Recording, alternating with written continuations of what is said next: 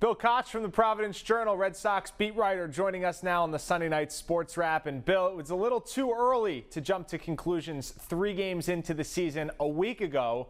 But now here we are 7 days later. The Sox have the longest winning streak in baseball. They're 6-3 after another sweep, this time of the Orioles at Camden Yards. What do we make of this recent turnaround from the Sox? Well, if we're going to say the season's over after 3 games, can we put them in the World Series after 9? Exactly. I think it's only fair, right? I could have seen a path to 6-3 if they had won each of their first 3 series, 2-1, but certainly not like this, getting swept at home and then doing the sweeping the next 2 against the Rays and against the Orioles. The offense is awake. Starting pitching has been adequate, and this has the making so far of the best week the Red Sox have enjoyed for a long time. The bullpen has also showed some flashes as well. Offense, defense, pitching, all 3 phases of the game showing up in different areas. To you, what's been the most impressive? Because the Sox have won in different ways, from behind, out in front, blow the doors off of teams during this 6-game winning streak. Yeah, the 4 come-from-behind wins are really nice, considering they only had 2 in 2020. I think the headline, though, Maury, has to be J.D. Martinez and the way he started off. 12 extra base hits in his first 8 games. He's the first player in American League history to do that. 16 RBI in the Red Sox first 9 games, which ties Shea Hillenbrand for the club record he set back in 2003. J.D. Martinez, back to the slugger he was who they signed, back to the guy he was in 2018, 2019, brings this offense to a completely different dimension. And especially after how much he struggled in 2020, to see him back like this was critical for them to have any hopes of finishing above 500 and making any kind of playoff run this year. Alex Koch said he's out to prove people wrong after last year's disappointment. Small sample size.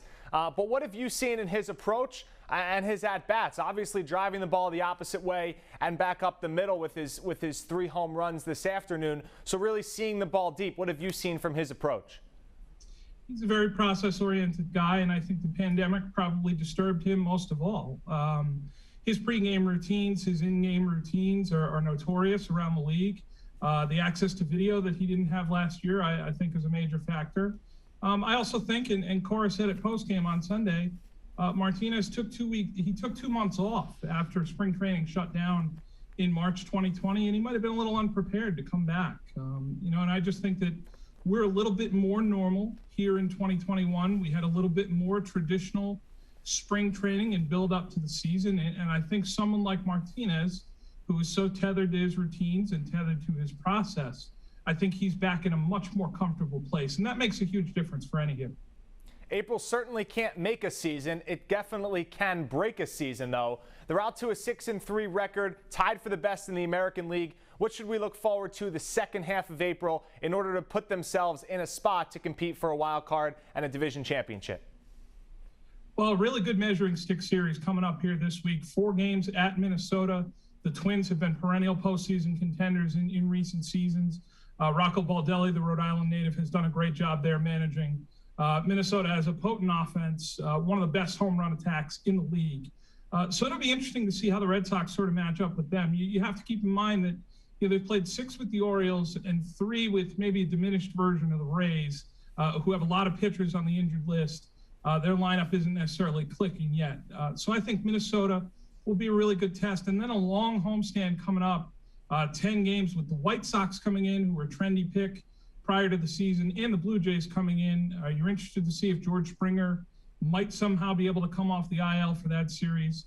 Toronto has a very potent lineup as well. So some tougher tests coming up here as the Red Sox get into the second half of the month.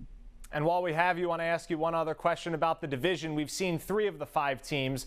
What do we make of the division so far? First impressions, maybe specifically talking about Toronto and New York.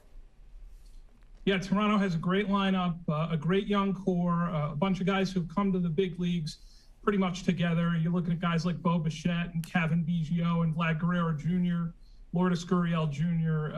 Those are wonderful players. And you figured that Springer, if he's healthy, was going to be the finishing touch to that lineup.